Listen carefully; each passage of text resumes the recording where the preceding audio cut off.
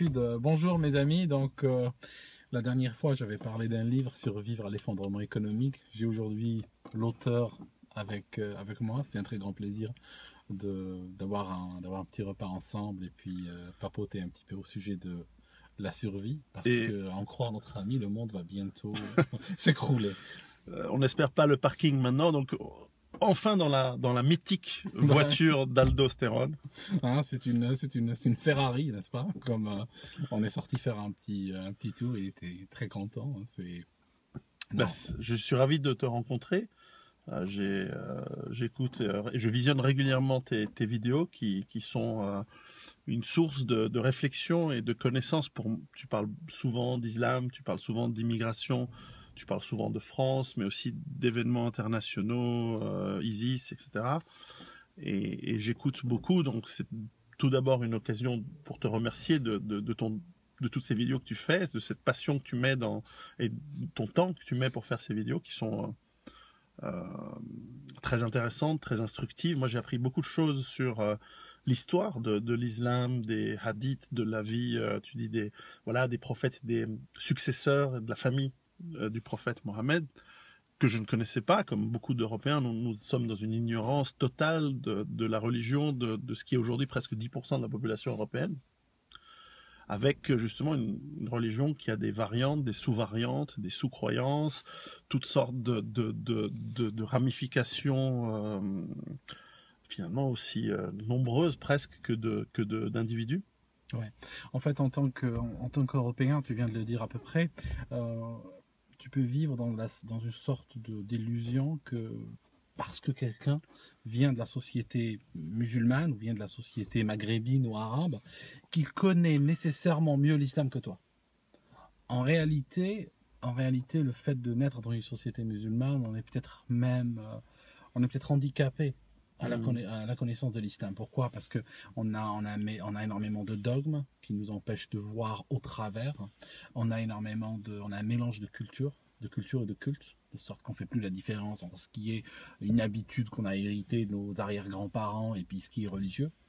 Et en fait, il faut par une action volontaire aller faire le ménage dans tout ça Mhm. pour pouvoir accéder, ou ne serait-ce que tenter d'accéder à la source, à la source de la chose. Donc effectivement, le fait d'être d'une société arabo-musulmane ne va pas nécessairement avancer. Je dirais au contraire, ça a été un gros handicap. Et Mhm. c'est seulement quand il y a eu tous ces événements internationaux que j'ai commencé à me pencher sur la question. Et là, ce que j'ai découvert, j'en suis resté... c'est vrai que ça a complètement bouleversé la vision que j'avais avant dans la société. Au moment où je compare à la vision que j'avais quand je vivais dans la société arabo-musulmane. En fait. Tu incites beaucoup les gens, et c'est quelque chose que je fais également modestement dans mes livres ou mes interventions, à réfléchir, à s'éduquer, à douter pas forcément de leur foi, mais de douter de la manière dont l'interprétation les amène à agir au Mm. quotidien, d'abord sur eux-mêmes, avec parfois des conséquences néfastes, parce qu'ils ont mal agi ou mal compris, ils ont des conséquences sur leur vie. On en parlait tout à l'heure, des gens qui sont tellement sûrs de la perfection de la manière dont ils vivent leur religion, et qu'ensuite, forcément, ne comprennent pas pourquoi ils se retrouvent tout en bas de l'échelle sociale, et puisqu'ils sont parfaits, ils donnent la faute aux autres. Oui. Alors que peut-être que c'est la manière dont ils ont interprété une certaine forme de manière de vivre une religion ou une foi qui les amène à avoir des comportements qui ne sont pas compatibles avec la société dans laquelle ils sont, et donc ils se retrouvent, soit ils restent, ou soit ils finissent tout en bas de l'échelle sociale.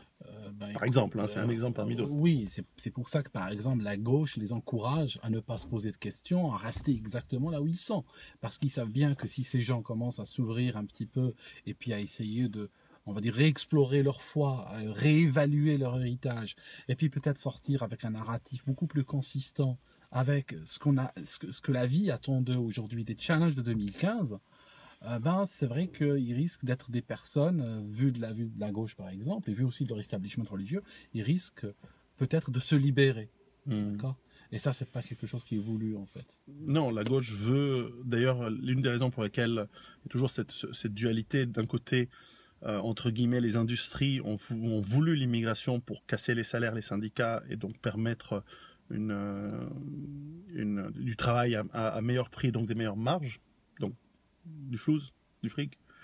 D'un autre côté, la gauche a idéologiquement préparé le terrain et encouragé l'immigration, au-delà de certains dogmes d'idéalisation du gentil barbare, hein, parce que c'est un peu le gentil sauvage. Hein. Il y a encore ce côté qui est très, moi je trouve, qui est vraiment raciste, qui a pour le coup, le vrai racisme, le vrai racisme, il vient de la gauche. Parce qu'il y a un côté de mépris, c'est même pas du paternalisme, c'est une sorte de condescendance de ces populations. Et en plus, pour des raisons électorales, puisqu'ils se disent, plus on fait venir des gens.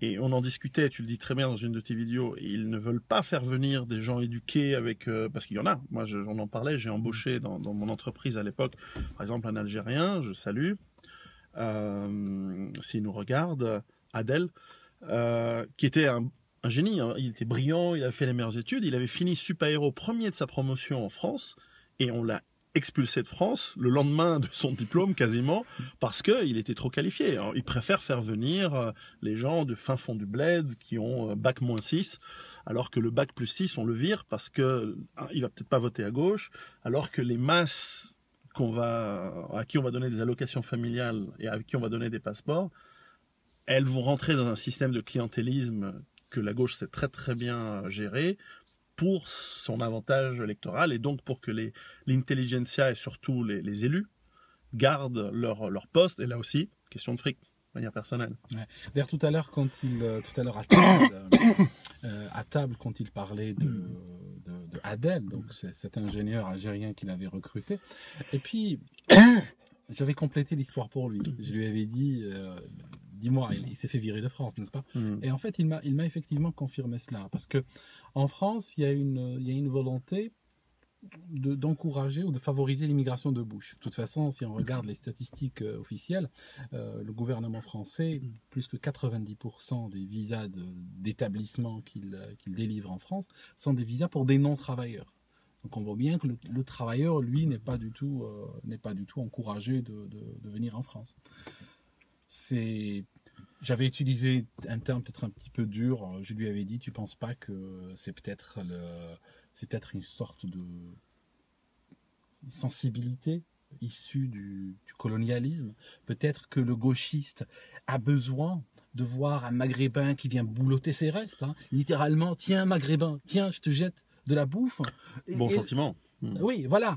Et regarde comme je suis généreux, n'est-ce pas? Tant que tu restes dans cette position où tu vas courir à quatre pattes ramasser la bouffe. Par contre, si tu te lèves, si tu mets debout, là, je ne pourrais pas te tolérer de te voir face à moi en tant qu'humain égal à égal. Oui, je crois que on en parlait, le racisme, le vrai, hein, le plus dénigrant, le plus méchant, en fait, c'est ces mêmes personnes qui sont capables de tourner Kazakh. Et on le disait, si un jour, pour des raisons quelconques, on tombe dans des situations justement de crise lourde, de guerre civile, peut-être même, on va vite voir ces gens qui, encore une fois, pour garder leurs avantages, pour garder leurs vrais acquis, vont très vite passer de pro-immigration à des exterminateurs. Oui, remplir les trains à la fourche, les envoyer, bon en Pologne je sais pas, mais les envoyer dans la mer. Enfin, ça risque. Moi, j'aurais vraiment méfiance. Et c'est vrai que parmi mes lecteurs, il y a aussi mon livre sort en arabe, donc il y a aussi des lecteurs de l'autre côté de la Méditerranée qui sont pas dupes et qui me disent oui, on est tout à fait conscient que ceux qui soi-disant nous caressent dans le sens du poil aujourd'hui, c'est peut-être ceux qui voudront notre mort demain. Et il faut être très méfiant de cette partie-là. Alors évidemment, moi qui ne viens pas de la gauche, ça me réconforte d'entendre ça dans certaines de mes convictions économiques, politiques et sociétales. Mais j'en veux pas aux gens de gauche en tant que tels. Mais c'est simplement, je pense qu'ils sont dans une posture qui est néfaste pour les pays d'accueil, l'Europe en l'occurrence, ici où nous sommes, qui sont néfastes pour la personne qui se déplace, et qui sont néfastes aussi pour eux. Et Charlie Hebdo l'a montré, c'est que ils sont pas allés mitrailler le siège du Front National, ils sont allés mitrailler les gauchistes les plus méprisants, pro-immigration et et voilà, et c'est vraiment un symbole ce qui est passé que moi j'ai trouvé très très fort. J'ai pas commenté parce que ça sert à rien dans l'hystérie qu'il y a eu. Ça fait quoi déjà, 1 mois et demi bientôt? 1 mois et demi déjà, oui, Presque 2 mois. semble si loin parce qu'on en Et parle ça déjà semble plus. loin, C'est fini. Moi j'avais commenté mais au milieu de l'hystérie, hein, tu sais. Tu es courageux. Oui, Ou inconscient. Peut-être. Peut-être. Tiens, au sujet tu parles de l'effondrement économique dans ton livre. Tu sais que pendant très longtemps, je vivais en ayant l'impression que le monde allait s'écrouler demain matin. Maintenant, j'en suis peut-être revenu de cette vision-là. J'ai peut-être l'impression que le monde est en train de s'effriter. Et jusqu'où ça va aller? Est-ce que de notre vivant, on le verra s'écrouler sous la forme que nous connaissons? Ou est-ce qu'on peut dormir sur nos lauriers et puis se dire que ça va, vu nos âges? Est-ce que alors la vraie question, je pense, je vais la reformuler. La vraie question, si je compare mon espérance vie à l'espérance vie du monde tel que nous le connaissons, est-ce que je peux dormir tranquille à ce stade? Je pense que le travail que le message fondamental que j'essaie de faire passer dans mes livres, au-delà des différents scénarios, des différentes hypothèses que je présente et dans lesquelles je suis convaincu personnellement, et je vous laisserai découvrir pour ceux qui n'ont pas encore lu mes livres, ce que j'entends par cette convergence de catastrophes lourdes qui sont en train d'arriver et les conséquences de ces catastrophes sur notre mode de vie. Catastrophe lourde, qu'est-ce que tu appelles catastrophe lourde? Moi, ce qui me fait peur, c'est les petites catastrophes qui s'accumulent, tu comprends? Mais une catastrophe lourde, ça peut être une catastrophe lourde qui arrive, par exemple, tout d'un coup, il y a une catastrophe naturelle, hein, une guerre, mais ça peut être aussi un nombre de petites catastrophes économiques qui, s'accumulant, finissent par casser. Il y avait cette fameuse histoire on charge le chameau brin de paille par brin de paille, au bout d'un moment, il y a un brin de paille supplémentaire qui casse la colonne vertébrale du chameau. Et ce fameux brin de paille, ça peut être une crise économique de plus, le manque de confiance dans la monnaie qui est basée sur peu de choses, peu de valeurs tangibles intrinsèques. Ça peut être une crise politique, ça peut être justement la guerre, ça peut être des crises écologiques, ça peut être des crises énergétiques, etc. Le résultat, de toute façon, le résultat, c'est du manque. C'est-à-dire que lorsque notre mode de vie auquel on est habitué change, parce que tout d'un coup, les supermarchés ne sont plus remplis parce que les systèmes d'approvisionnement qui sont juste à temps ne fournissent plus la nourriture avec les chaînes d'approvisionnement qui fonctionnent de manière parfaite, ou parce que tout d'un coup, les services publics sont ravagés par justement le socialisme qui a ruiné le pays inévitablement tôt ou tard, ou parce que l'économie est tellement moribonde que l'on n'a plus de capacité à payer la paix sociale en donnant des allocations.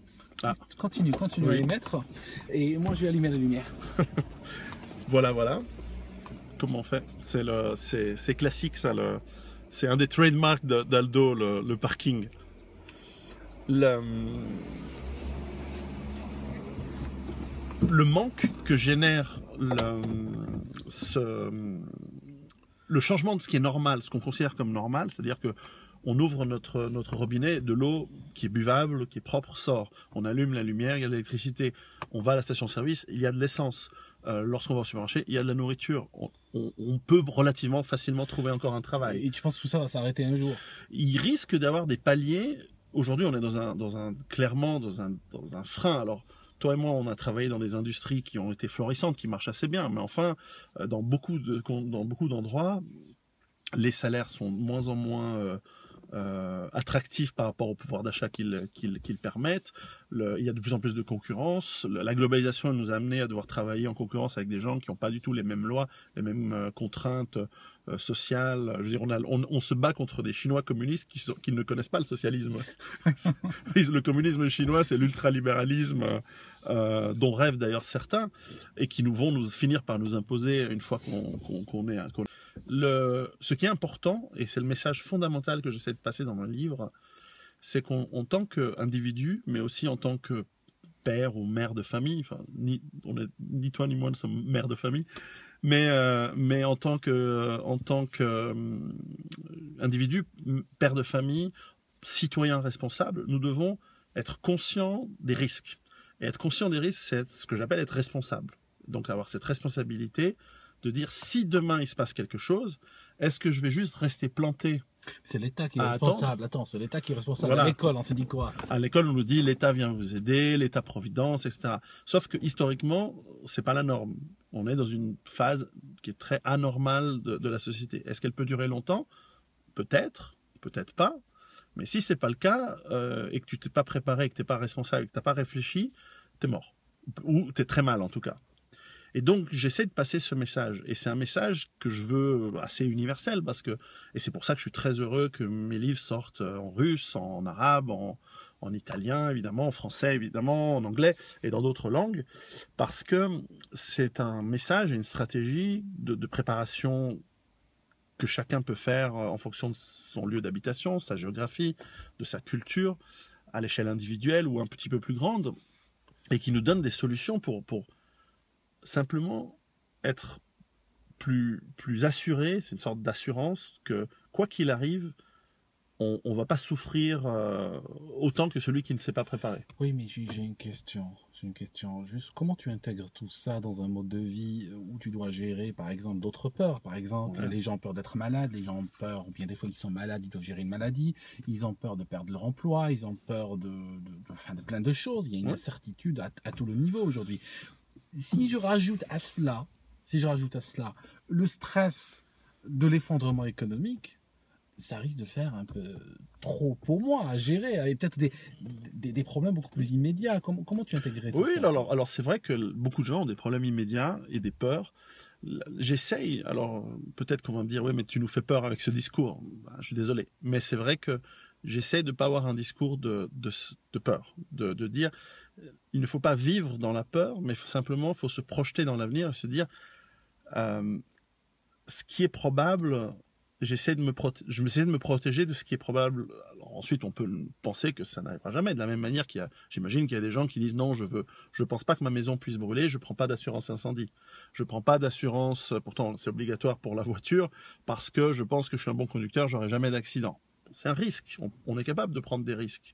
Et on peut vivre sans avoir peur constamment de prendre la voiture en disant si j'ai un accident, qu'est-ce qui se passera-t-il?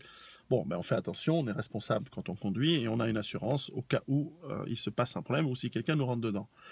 Donc, je comprends cette approche de dire on peut pas être stressé et avoir peur de tout. Et c'est vrai. Moi-même, j'espère vivre sans être stressé. Après, c'est une manière de gérer ton stress, de te préparer aussi, non? Oui, alors ça c'est vrai. Psychologiquement, quand on est dans l'action, on oublie la cause de la peur. On se dit bon, bah voilà, s'il y a une inondation chez moi, je dois pouvoir avoir un moyen de subvenir à mes besoins par exemple en quittant mon domicile et en ayant de quoi vivre pendant quelques jours, quelques semaines, ça dépend, loin de chez moi. Le fait de faire ça évacue, voilà, le jour où il y a un risque d'inondation, on dit ah bon, j'ai pas besoin de stresser parce que je sais que j'ai une certaine préparation. De la même manière que celui qui voilà, par exemple moi je suis assuré contre le vol, j'ai pas comme beaucoup de gens, mais j'ai pas peur si quelqu'un vient et me vole ma voiture, je m'en fiche, je vis pas dans la peur qu'on vole ma voiture. Donc préparer peut-être aussi une manière de gérer le stress et de réduire le stress, probablement d'avoir une peur en moins au lieu d'avoir une peur en plus. Oui, c'est probablement ça un des résultats. Ouais. Mais maintenant j'ai une autre question. Tu es à 7 jours avant l'effondrement économique, supposons qu'il va arriver, tu es à 7 jours avant, est-ce que tu le vois? Ou bien est-ce que ça arrivera? Est-ce que tu le sais au moment où tu es déjà dedans? Ça dépend. On n'a pas toujours la chance d'avoir, par exemple, la météo qui nous dit l'ouragan Katrina va arriver sur la ville de Nouvelle-Orléans dans 2-3 jours. Et d'ailleurs, on a vu que malgré ça, beaucoup de gens ne sont pas préparés du tout. Bon, alors, les différents choix sont de fuir, de rester, de se préparer très vite. Plus on se prépare à l'avance, mieux c'est évidemment. Il y a évidemment le scénario de la crise subite, immédiate. L'émeute peut venir à un moment inattendu. La guerre, on ne va pas nous dire, vous savez, dans 3 jours, on va envoyer des bombes sur Moscou. Et donc, ils vont répondre. Ça, on va pas nous le dire. On va le savoir que c'est la guerre le jour où les bombes russes nous arrivent sur la gueule. Oui, ça me rappelle quand le président Chadli a été écarté du pouvoir en Algérie. Ce qui s'est passé, c'est que nous regardions la télé. Ils sont arrivés avec le président, donc il n'y avait pas eu de préavis. Ouais. Il était entouré de quelques généraux ou autres cadres de l'armée. Et en même temps, cependant qu'on écoutait la télé, il y a un bruit qui commence à monter dehors. Et c'est le bruit des chars qui avaient tous reçu l'ordre de sortir et prendre les carrefours stratégiques, d'encadrer, d'encercler les villes, etc. Donc la fois où j'ai vu, moi, un pays, puis après, on a eu la tragédie que tout le monde connaît, mais je l'ai vu venir. Mais en fait, je l'ai vu venir quand j'étais dedans. C'est-à-dire que je savais dans les années avant, il y avait des éléments avant-coureurs. Par contre, le déclenchement, le vrai moment où ça se déclenche, c'est pratiquement d'une minute à l'autre. C'est vrai que c'est toujours plus facile, avec du recul, d'analyser les éléments qui nous amènent vers une crise. Aujourd'hui, on se dit, mais les Yougoslaves ont dû le voir venir. Aujourd'hui, on se dit, les printemps arabes, c'était évident que ça allait péter, que ça allait amener à des changements ou des sortes des pseudo-changements ou des révolutions de 360 degrés. Pourtant, sur le moment, personne ne le savait. De la même manière que les révolutions, on ne sait jamais où elles aboutissent. Avec du recul, on se dit, ah oui, ça a fini par une boucherie, ça finit toujours par une boucherie. Mais sur le moment, les gens y croyaient, ils pensaient que ça allait vraiment changer leur vie, que ça allait être la liberté, la fraternité, l'égalité. En fait, non, les révolutions, ça amène simplement une autre classe d'oligarches au pouvoir. Si une révolution se déclenche, pragmatiquement, regarde, une révolution se déclenche, je fais quoi? Je me casse, je participe avec un camp ou l'autre, je reste au milieu à les observer, à faire l'arbitre. C'est quoi, pour le survivaliste, c'est quoi la meilleure réponse à une Souvent, révolution? traditionnellement, l'approche survivaliste, et celle que personnellement je conseille, c'est celle de dire vaut mieux ne pas être là où il y a des problèmes. La stratégie du chat écrasé sur la route, c'est pas une bonne solution. Après, ça je ne peux pas l'encourager, parce que c'est à chacun d'y réfléchir à son âme et conscience. Est-ce que vous avez des convictions qui font que vous avez envie de participer en tant qu'acteur dans le maelstrom, dans la tempête sociale, politique, économique qui se déroule?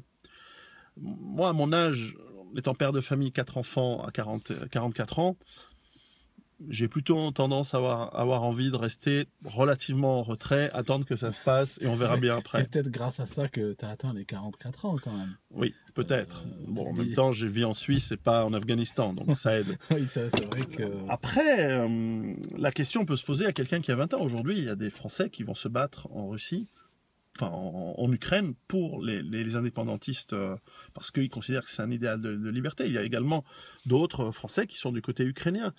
C'est une sorte de guerre d'Espagne. Et alors, quelle idéologie, quels sont le romantisme qui, à 20 ans, on a envie de ce genre de choses. Je te fais remarquer qu'il n'y a pas beaucoup de banlieusards de 40 ans qui vont en Irak rejoindre le Daesh pour égorger les chats, les femmes et les enfants.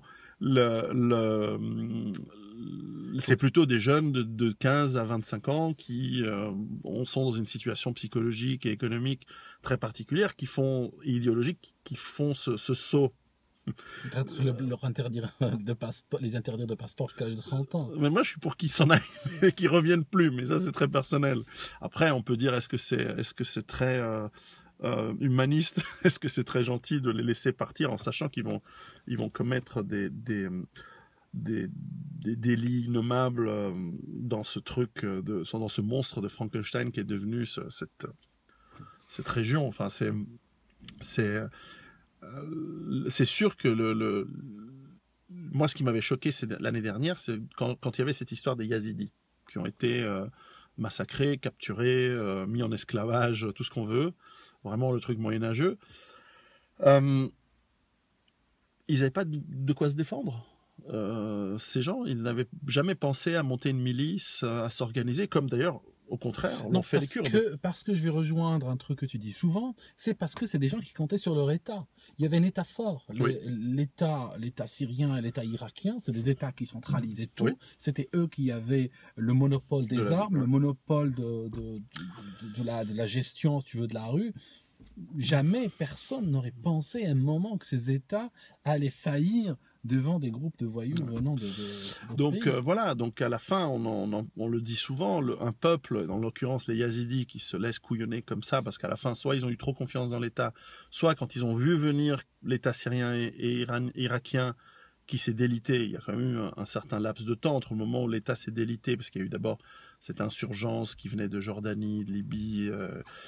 Ils n'ont pas saisi ce temps, cette Pour occasion, partir, tu veux dire pour soit partir, soit s'organiser. Mais c'est pas toujours facile. Non, de c'est pas partir, facile. C'est pas toujours facile. Je dis pas que c'est facile. C'est ça. Je Des fois, dis c'est pas que trop c'est tard. facile. Tu sais ce qui Des se fois, passe. c'est trop Je te tard. raconte une histoire en Algérie, ce qui s'est passé. Juste avant cette histoire de décennie noire des années 90, on a eu progressivement les frontières qui ont commencé à se fermer. Ça signifie qu'il y a eu un mur de Berlin, tu peux l'appeler le mur d'Algérie, un mur administratif en quelque sorte, qui était en train de se construire autour de nous. C'est-à-dire que pratiquement toutes les 3 semaines, il y avait un pays, souvent un pays dont nous n'avions jamais entendu parler, qui disait que à partir de maintenant, il faut un visa pour les Algériens. Ça signifie qu'on avait un passeport qui nous permettait d'aller à peu près partout dans le monde sans visa.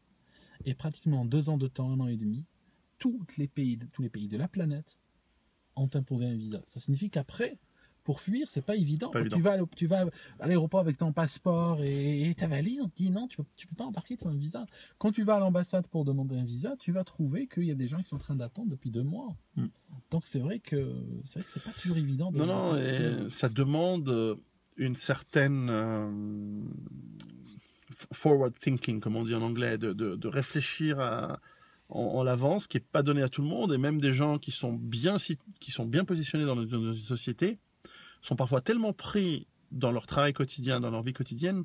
Donc c'est même pas, j'allais dire, il vaut mieux être plutôt chez des gens intelligents, mais c'est pas forcément le cas. Parce que les personnes bien intégrées dans une société, elles ont tendance d'abord à avoir beaucoup à perdre s'ils doivent quitter ou avoir un réflexe de préparation. Mais aussi, ils n'ont pas le temps parce qu'ils sont dans leur carrière, leur travail. Souvent, j'ai des gens qui lisent mes livres dans toutes les classes sociales, hein, des gens qui sont plutôt des modestes, des gens qui ont des travaux très modestes ou qui ont du temps, même des gens qui sont au chômage, qui me disent « Heureusement que j'ai eu cette période de chômage parce que j'ai pu réfléchir, j'ai pu observer, j'ai pu sortir dehors, j'ai pu voir ce qui se passe vraiment. Je n'étais pas dans le guidon constamment et ça m'a donné le recul nécessaire pour me dire « Ah oui, là on nous arnaque, là on est en train de nous exploiter et là il y a des opportunités et je vais aller vers les opportunités. » Après, la réalité, c'est qu'aussi, je ne sais pas quelle était la population de l'Algérie il y a un siècle, c'était quoi, 4-5 millions? Oui, pas plus. Et aujourd'hui, c'est 40. On parle de 40.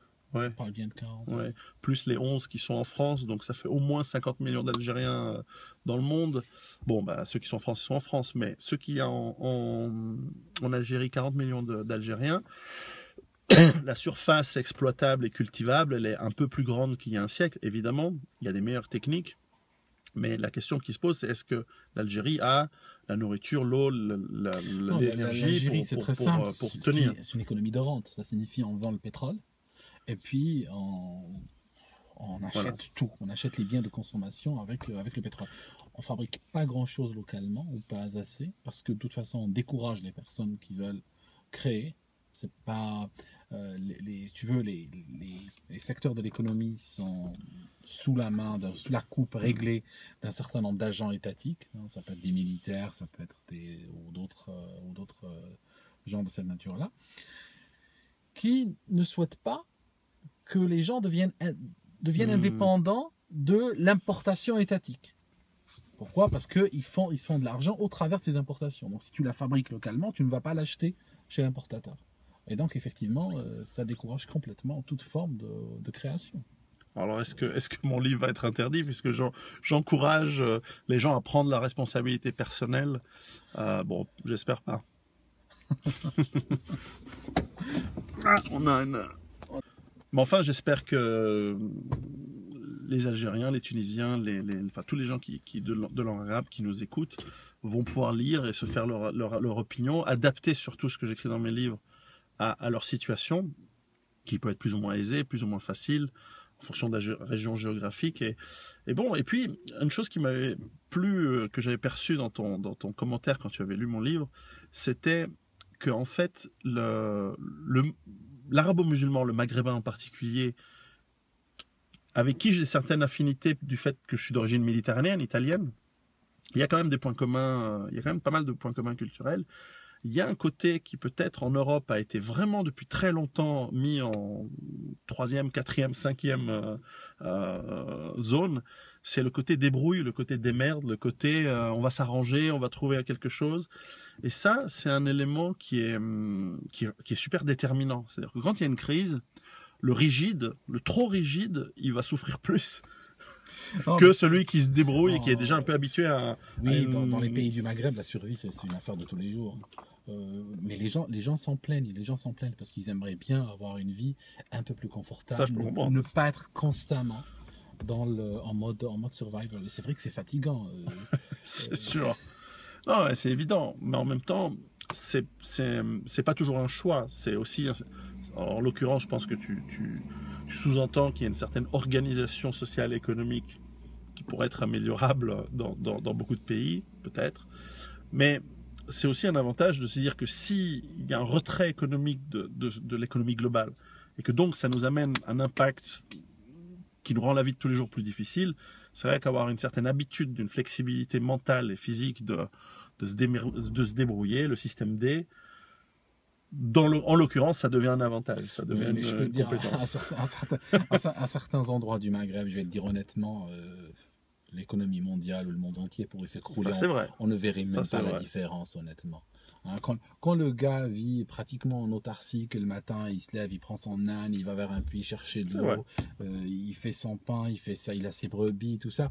Je veux dire, franchement, si le monde s'écroule, il le saurait 2 ans plus tard. Hein. C'est vrai, comme le soldat japonais perdu dans sa jungle qui se bat encore pendant 20 ans. Oui, voilà. Mais c'est pas le cas des habitants d'Alger, c'est pas le cas des habitants de Casablanca. Qui sont quand même devenus, ou d'Oran ou d'autres grandes villes, c'est quand même devenu de très très grandes villes qui sont dépendantes des supermarchés, de l'approvisionnement de nourriture. Et tu parlais de l'économie de rente. L'Algérie, je le souhaite vraiment pas, hein, de tout mon cœur, je le souhaite pas, et personne pourrait le souhaiter, à part des néoconservateurs américains, mais quand un pays a encore pas mal de ressources naturelles, notamment dans le gaz, j'ai vendu dans le passé des systèmes d'informatique à Sonelgaz et Sonatrach en Algérie, par exemple. Lorsque il y a encore cette matière première tellement importante, on peut imaginer qu'il y ait des tentatives. Visiblement, elles sont extrêmement maladroites, vu les résultats, de déstabiliser ces pays, comme ce qui s'est passé en Libye, comme ce qui s'est passé en Irak. Et c'est pas dans le complètement farfelu d'imaginer un jour une intervention OTAN en Algérie pour remettre la démocratie, que les généraux... Enfin, on pourrait imaginer un scénario... Il y a énormément d'Algériens qui seraient contents de ça. D'ailleurs, ouais, mais enfin, les Irakiens, ils sont pas très contents. Parce que, je te raconte, il y a plein d'Algériens. Là, c'est vrai qu'on est sur un sujet totalement algérien, mais je vais te dire un truc. Il y a énormément d'Algériens, dont des blogueurs et autres, qui se figurent que si les États-Unis ou autres allaient intervenir en Algérie, ils vont les mettre eux au pouvoir. Un petit peu à la façon dont c'est arrivé en Afghanistan et ailleurs. Comment il s'appelait le pas Chalgoumi, Sharafi, comment il s'appelait l'Irakien que les Américains ont voulu mettre direct, en fait il n'avait aucun réseau, il était J'allais donner l'exemple de Karzai, par exemple. Karzai, en Afghanistan, le gars est ramassé d'un hôtel américain et il est catapulté président. Il bossait chez les pétroliers, là, les Chevron, comment ça s'appelle là, ceux qui faisaient le pipeline, ceux qui avaient projeté le pipeline qui devait aller du Kyrgyzstan, enfin du Kazakhstan, du Kyrgyzstan jusqu'au Pakistan, comme par hasard. Mais oui, alors tout à fait. Je suis tout à fait, j'abonde dans ce sens-là. Il y a des gens qui, de manière inconsciente, souhaitent la destruction de leur pays pour pouvoir avoir un petit avantage. Donc il faut se méfier aussi de ces gens-là. Donc parfois, c'est pour ça les Irakiens, peut-être qu'ils rouspétaient sous Saddam Hussein, mais jamais ils pouvaient imaginer je crois qu'ils en sont à 1,5 million de morts, 6 millions de réfugiés. Maintenant, c'est la moitié nord du pays, c'est les massacres. Enfin, c'est devenu un bordel Il y a sans nom. aussi un autre problème, c'est la sensibilité du Maghrébin. Je veux te dire un truc. Le Maghrébin, il a été transformé en assisté par son État. Donc, il pense que s'il vit pas bien, il pense que son mal-être, c'est la responsabilité de l'État. Si je me sens malheureux, si je n'ai pas de travail, si mes enfants sont mal élevés, c'est parce que quelqu'un dans l'État n'a pas fait son travail. Donc, si je fais tomber cet État, je serai quelqu'un d'heureux. Parce que c'est de leur faute que je suis comme ça. Et ça, malheureusement, ça peut encourager les gens à aller jusqu'à prendre les armes contre l'État. Parce que nous sommes malheureux. Donc, c'est pas un scénario complètement farfelu et non, déconnant. c'est pas farfelu du tout. Mais la conséquence de ce scénario, ça peut être des violences, des souffrances, un chaos qui n'est jamais, à mon avis, qui n'est jamais bon.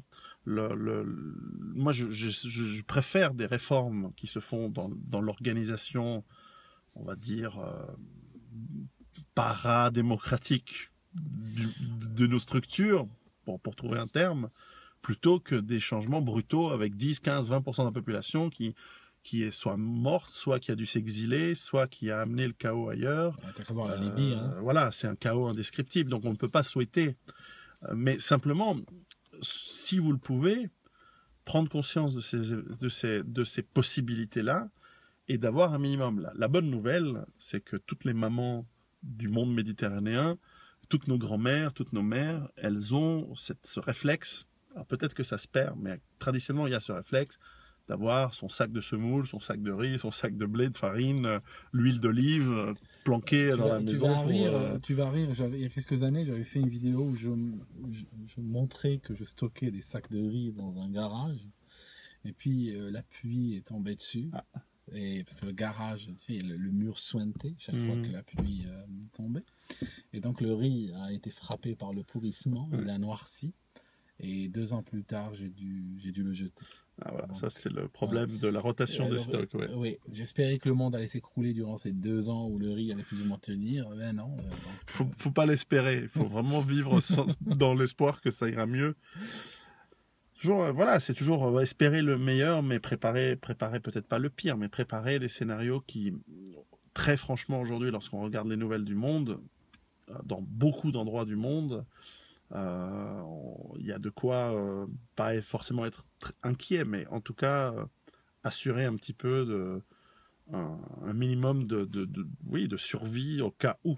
Et ce cas où, il devient de plus en plus probable dans beaucoup d'endroits. Donc c'est une approche, et on aura l'occasion d'en rediscuter, qui nécessite un petit peu de réflexion, mais pas non plus être trop dans l'intellect, et ensuite beaucoup d'action, mais sans être non plus dans la paranoïa totale et que ça devienne quelque chose qui vous mange la vie entièrement et que vous ne fassiez que ça. Ça, c'est évidemment l'erreur inverse. Oui, c'est trouver l'équilibre. Souvent, aux États-Unis, on voit souvent, et c'est caricatural, et caricaturé souvent dans les médias, on voit certaines personnes qui sont excessives, et l'excès nuit en général, en toutes circonstances, que l'on soit trop humaniste ou trop décapiteur de tête, c'est pas bon. Tu sais, je saute du coq à l'âne. Enfin, celle-là, normalement, je devrais la couper au montage. J'ai dit, je saute du coq à l'âne dans le sens, bon, on se comprend, je saute à autre chose. Parce que ma question au fond, c'était, je sais qu'il y a beaucoup de musulmans qui nous regardent, et beaucoup ont de la sympathie pour Imran Hussein. Tu as été le rencontrer à Kuala Lumpur. Oui. Voilà, est-ce que tu peux nous dire quelque chose, comment il est ce bonhomme C'est une personne qui, d'abord, il a l'âge de mon père, donc j'ai forcément une déférence respectueuse envers quelqu'un qui est mon aîné. C'est dans mon éducation, c'est comme ça. Comment, sachant que tu viens de Suisse? Il m'a accueilli chez lui. Il m'a accueilli chez lui dans sa maison. Je te racontais qu'en fait, donc il vit évidemment dans un pays qui est musulman. Donc chez lui, alors ce qui est marrant, c'est que c'est toujours marrant. En Malaisie, il y a une grille derrière laquelle on pose les chaussures, donc il y a une sorte de grillage. La porte d'entrée, c'est une grille. Donc pour que personne ne vienne voler les chaussures, parce que bon, les chaussures, elles peuvent une grande tradition de vol de chaussures dans l'islam. Je crois. C'est vrai que c'est une des gros problèmes de l'islam. Donc on pose les chaussures à l'entrée, ensuite on rentre dans la maison. Donc il m'accueille chez lui, où il y avait son épouse, et puis on a discuté, il nous a offert une collation. C'est quelqu'un de très charmant, très chaleureux, qui a le petit regard pétillant, vous le voyez dans les vidéos, de quelqu'un qui est à la fois érudit, mais qui a le sens de la vie, c'est-à-dire que c'est quelqu'un qui est...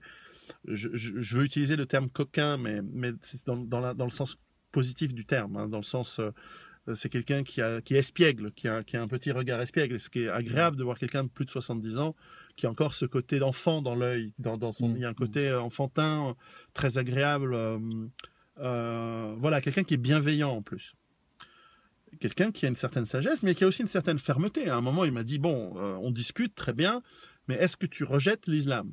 Parce qu'il sait que je suis agnostique. C'est-à-dire que agnostique, c'est quelqu'un qui ne croit pas ou qui ne sait pas. Tu as dû être honnête, là. Et j'étais honnête. Moi, je dis oui, je suis agnostique. C'est-à-dire que moi, je ne sais pas si Dieu existe. Je ne sais pas si une religion est vraie ou pas. Mais je la rejette pas. Donc, mais il a été ferme. T'étais dur, hein, parce que tu vas là-bas dans son antre et tu lui dis je rejette l'islam. Je veux dire, Non, il y a mais plein je de vais gens pas- qui auraient coupé la part en deux. Oui, mais moi, je ne vais pas dire que je rejette. Pour moi, l'islam, c'est une hypothèse. C'est une hypothèse qui me paraît très franchement, je veux dire, en tant que, enfin, et pas plus que, et pas moins que le judaïsme, Thor, Odin, mais pour moi, Allah et Mohammed étant son prophète, c'est une hypothèse de travail. Je me dis, c'est possible. Ça me paraît peu probable, ça très honnêtement. Ça me paraît très probable il que a ce pris soit. comment Il a pris comment Il l'a pris très honnêtement, mais le fait de dire je ne rejette pas l'islam, il a dit bon, bah, dans ce cas-là, on peut travailler. Mais s'il m'a dit si tu avais dit je rejette l'islam, ben ok, merci, ça a été un moment intéressant de discussion, mais on peut pas discuter plus loin parce que voilà, il y a un moment où il fait un choix et ça, je trouve que c'est une certaine. Moi, j'ai trouvé ça positif parce que il aurait pu dire qu'il fallait que j'accepte l'islam pour continuer la discussion. Parce qu'il y a des gens qui disent si tu acceptes pas l'islam, je vais te péter la gueule. Oui, il voulait pas que tu acceptes, il voulait juste que tu ne rejettes pas. Exactement. Et donc cette approche-là, parce que moi aussi, je veux discuter avec des gens qui me disent je suis peut-être pas d'accord avec toi, mais je suis d'accord de pas te tuer et de continuer à discuter avec toi. Moi, ça me suffit. J'ai pas besoin de plus. Oui, je comprends. De la même manière que les gens qui viennent dans mon pays, moi, je leur demande pas de rejeter leurs croyances, leur religion. Je veux juste que dans le domaine public, ils se comportent en fonction de la culture et des lois du pays qui les accueille. C'est tout. Pas plus. Hein. Moi, je veux dire. Et donc, il a été très accueillant. On a eu des discussions très ouvertes. Je lui ai posé des questions que j'ai trouvées assez pas dures, parce que c'était vraiment les questions que je voulais poser. Je vous encourage à aller voir la vidéo. Je lui ai posé la question. Je lui ai dit pourquoi, selon vous, 90% des gens dans les prisons en Europe, ils se disent musulmans. Est-ce qu'il y a un problème avec l'islam par rapport au crime? Et sa réponse était très claire, très succincte, très, très nette, parce que cette question, personne ne la pose. Et je trouve que c'était une question intéressante. Oui, il a dit qu'il fallait les châtier. Et sa réponse, c'est de dire, si eux se disent musulmans, c'est leur problème, mais s'ils ont commis un crime, c'est mal, c'est pas islamique, et ils doivent être châtiés. Bon, clair, bon, ça me va. Pas de culture de l'excuse, donc. Pas d'excuse, pas de c'est la société, ou c'est des kafirs, donc j'ai le droit de les massacrer, ou de les tuer, de les violer. Autre question, je sais que tu as rencontré énormément de monde. Question, tu as rencontré Jean-Marie Le Pen. Oui. Il est comment de près? De près, moi, il y a deux choses qui m'ont interpellé. D'abord, c'est qu'une personne chaleureuse, sympathique, très rigolote, avec beaucoup d'humour, avec une très grande culture. Tu sais que ce n'est pas comme ça qu'on le présente dans la presse. J'ai entendu dire que ce serait la réincarnation du diable qui aurait forniqué avec Hitler, un truc comme ça. mais ça, c'était la première impression, c'est de dire, mais en fait, c'est quelqu'un de très gentil, d'aimable, mais surtout de grande culture avec beaucoup d'humour. C'est quelqu'un qui a l'humour est signe d'intelligence en général. Moi, je trouve. Le deuxième impression, c'est que je me suis dit, en lui posant des questions, en ayant ce dialogue, je me suis dit, mais nos voisins, mes amis et voisins français, alors il fallait faire il y a 30 ou 40 ans, hein, trop tard maintenant, mais vous êtes passé, à mon avis c'est trop tard, mais vous êtes passé à côté d'un type comme leader politique de votre pays.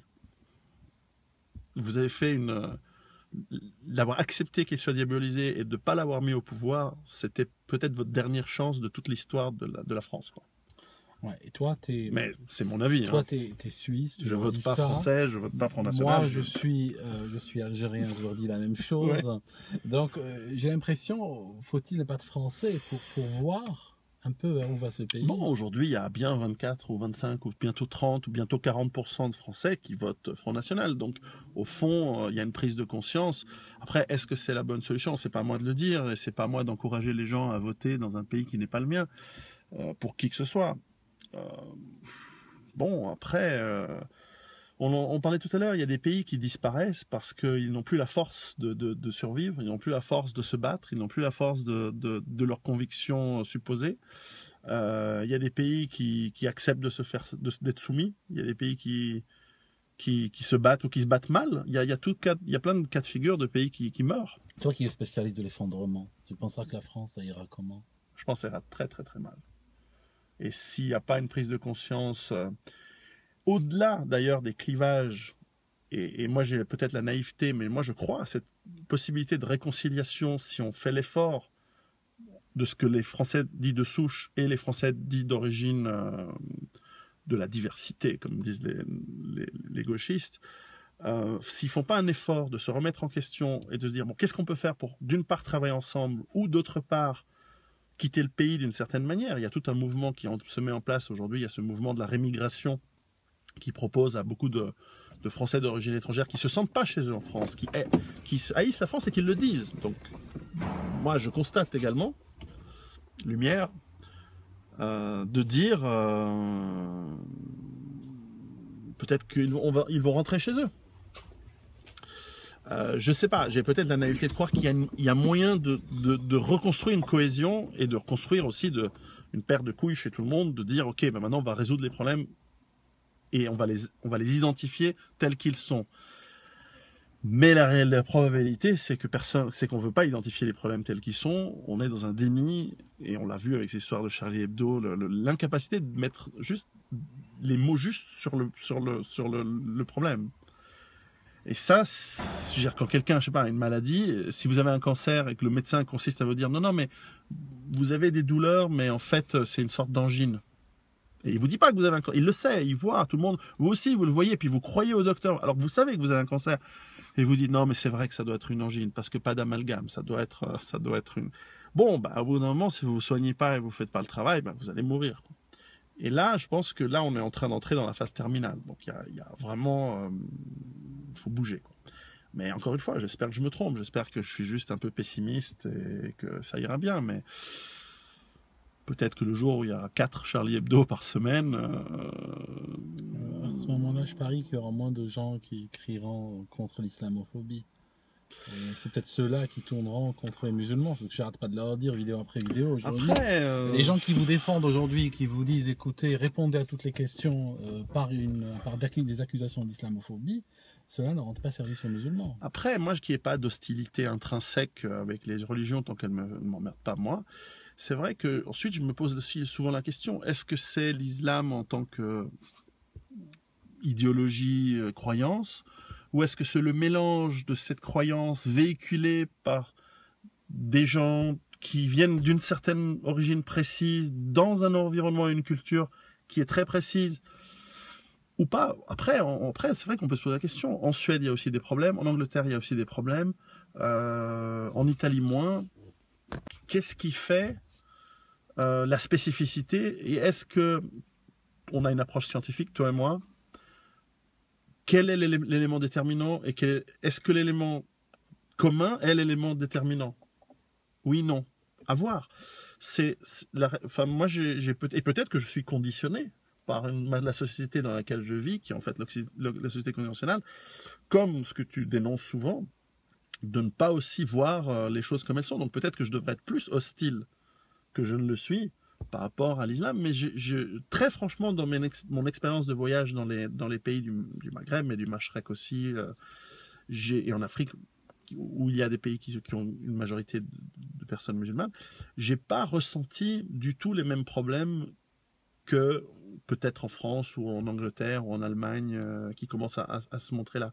Donc je suis je m'interroge sur est-ce que le problème c'est l'islam ou est-ce que le problème est autre chose et qu'il est caché par l'islam? Je sais pas.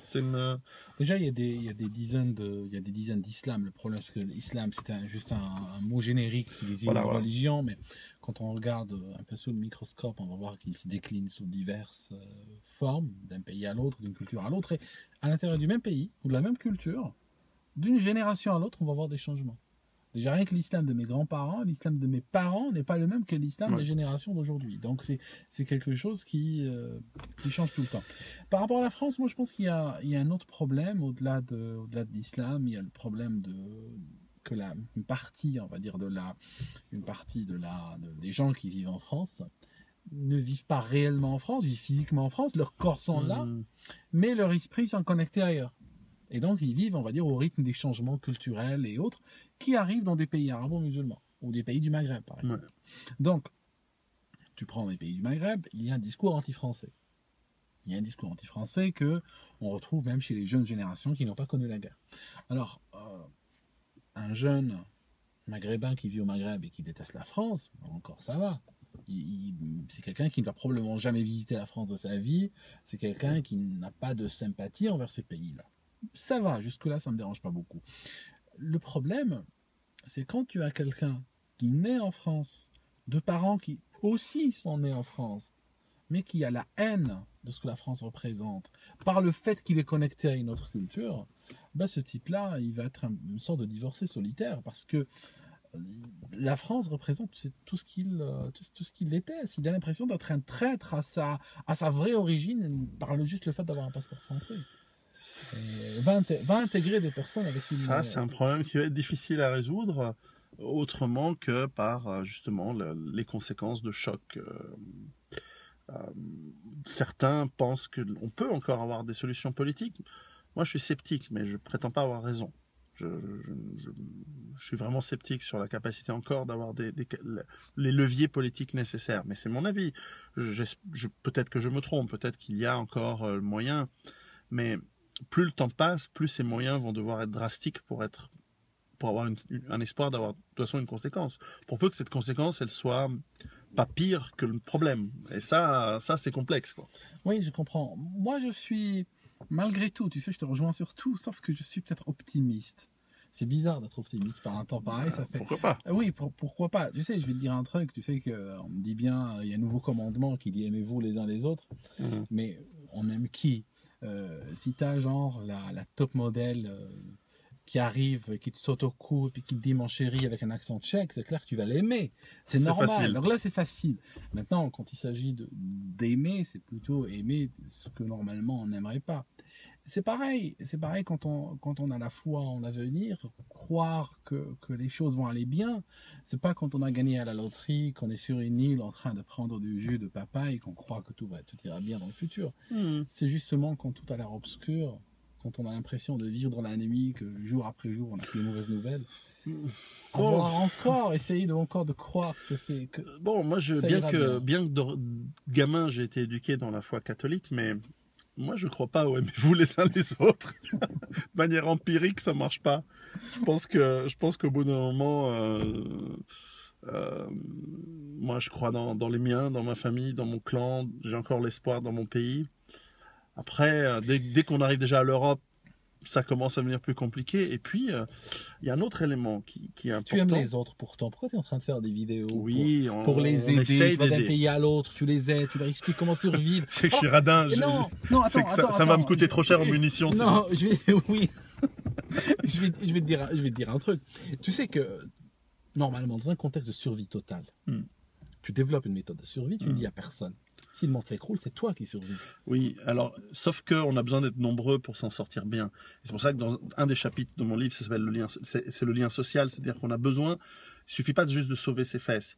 Il faut aussi avoir de quoi reconstruire après et pas juste reconstruire des huttes et des cabanes et vivre de cannibalisme. Je veux dire, il faut vraiment construire une civilisation si possible meilleure que celle d'aujourd'hui, si possible avec des bases saines. Ce sera pas difficile. Aujourd'hui, on parlait aujourd'hui par exemple d'à quel point l'Angleterre, on en reparlera dans une autre vidéo, à quel point l'Angleterre est devenue une sorte d'asile psychiatrique pour pédophiles, Mais même, c'est au-delà de la pédophilie. Je lui avais dit qu'en termes de pédophilie, parce que je sais qu'il y a plein de gens qui m'écrivent pour me poser la question, la pédophilie en Angleterre, je ne pense pas que le problème pourra être résolu en Angleterre. Je pense qu'il faut des casques bleus. Il faut les casques bleus, ouais. Il faudra absolument une intervention extérieure. Ça fait drôle quand je dis des casques bleus, mais je suis sérieux, vraiment. Ça signifie qu'ici, ils ont vraiment tellement pignon sur rue que je ne fais pas confiance à l'establishment local de gérer ça. Oh, c'est peut-être... Bon, moi, je connais mal le sujet, mais pour certains, c'est le stade ultime c'est le premier pays à avoir vraiment développé une sorte de franc-maçonnerie bizarre. Et peut-être que c'est le stade ultime de cette croyance-là aussi, d'arriver à un truc où tout est permis.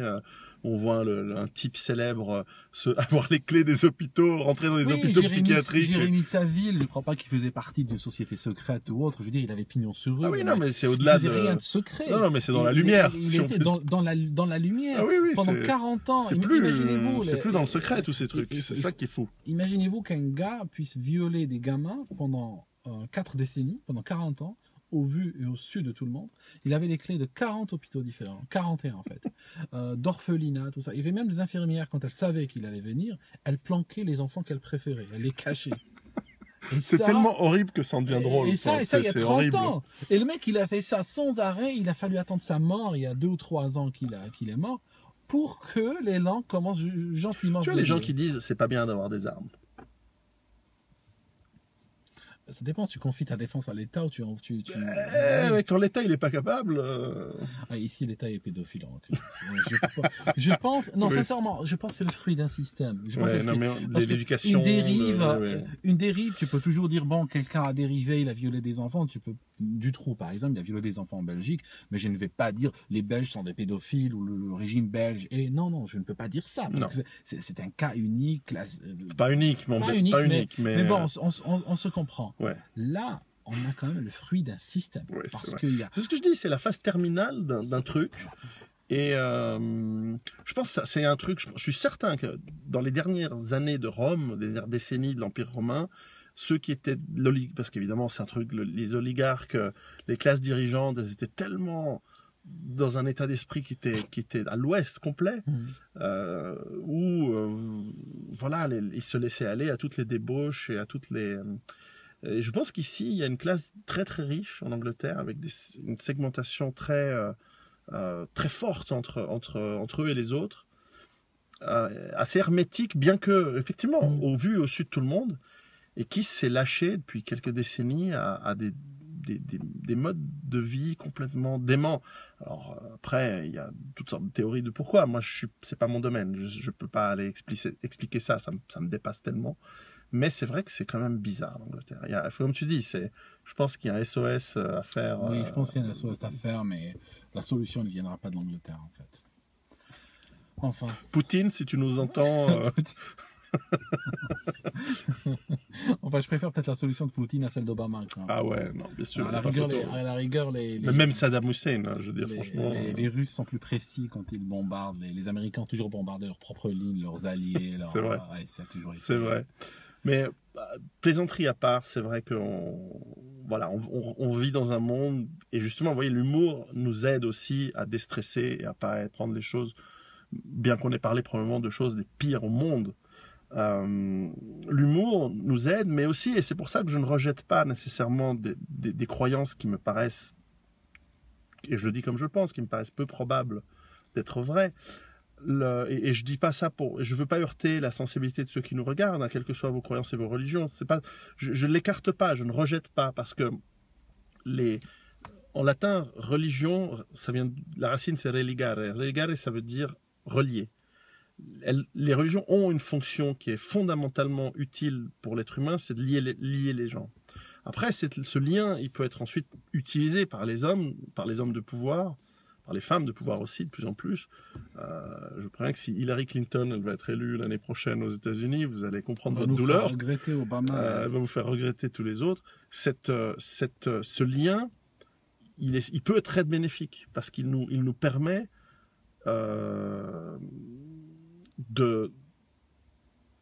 nous supporter les uns les autres et d'avoir des objectifs communs qui sont structurés par ces croyances communes. Et donc, c'est pas forcément quelque chose de mal. Donc, j'ai beaucoup de peine avec des gens qui sont dans l'anti-religion rabbide primaires qui disent toutes les religions sont mauvaises, mais qui eux-mêmes sont dans la religion droit de l'hommiste, qui est une forme de religion aussi, une croyance, puisque empiriquement, elle ne s'observe pas non plus. Eux, ils disent, oui, mais on va imposer le droit de l'homme au monde entier. Oui, mais empiriquement, le monde entier ne le veut pas. Écoute, la première fois que j'ai vu un maire marier des gens, j'étais un peu choqué. Hein. Tu sais, j'allais faire de la photo en second shooter. Ça signifie que j'étais le deuxième photographe, hein, ici en Angleterre, sur les mariages. Et puis, tu sais, les premiers mariages, le hasard du calendrier a fait que c'était devant l'église, devant un prêtre. Et les époux étaient mariés devant un prêtre. Puis ce qui se passe, qu'au bout de 4-5 mariages, j'arrive en premier mariage devant un maire ici. J'étais choqué parce qu'il reprenait à peu près la même terminologie que c'était une religion en fait. Ben oui. C'était le prêtre. La laïcité, c'est une religion. Il faut bien se mettre ça dans la tête. Et c'est quelque chose qui, en tout cas jusqu'à présent, c'est quelque chose que j'appréciais, le fait d'avoir finalement que les croyances religieuses soient à la maison. Mais en réalité, si vraiment je veux être honnête, la laïcité, c'est un mode de pensée qui est religieux, qui est simplement au-dessus et qui dit je veux bien tolérer les sous-religions ailleurs, mais la vraie religion, c'est moi. Et Dieu, c'est l'État. En fait. Et en Arabie Saoudite, ils vont dire non, le laïc, on le veut pas, la religion, c'est nous. Vous allez, bon, il y a des pays catholiques, ça n'existe pas. En Israël, c'est un peu plus compliqué, mais en gros, ils vont dire ici, si tu es juif, tu as certains droits. Si tu n'es pas juif, tu as certains droits, mais différents ou un peu moins, et ainsi de suite. Parce que, ben voilà, il y a une primauté du truc. Par exemple, Israël n'est pas un État laïque, bien que dans l'application, c'est de fait relativement laïque. Mais en France, bah, c'est clairement une religion laïque, très étatique, très forte, qui ne laisse pas beaucoup de place pour d'autres religions dans la sphère publique. Bon, bah, c'est des choix, c'est comme ça se change pas. On peut partir, on peut rester, on peut le modifier de l'intérieur, etc. C'est aussi la dynamique des sociétés humaines de changer. Donc moi, j'ai ni de haine, ni de conviction fanatique, mais c'est vrai que les religions, je les rejette pas parce qu'elles peuvent être utiles. Et elles peuvent nous aider à nous lier entre nous. Et tout ce qui nous lie et qui nous réunit plutôt que ce qui nous pousse à nous égorger les uns les autres, c'est bon à prendre. Ouais, effectivement. A priori. Tu sais, je pense que nous sommes en train de poser un lapin à notre ami commun. Donc, on y va. Merci d'avoir été là. Donc, ça a été très, très enrichissant d'entendre Pierrot sur divers sujets. Je pense qu'on a sauté énormément d'un sujet à l'autre.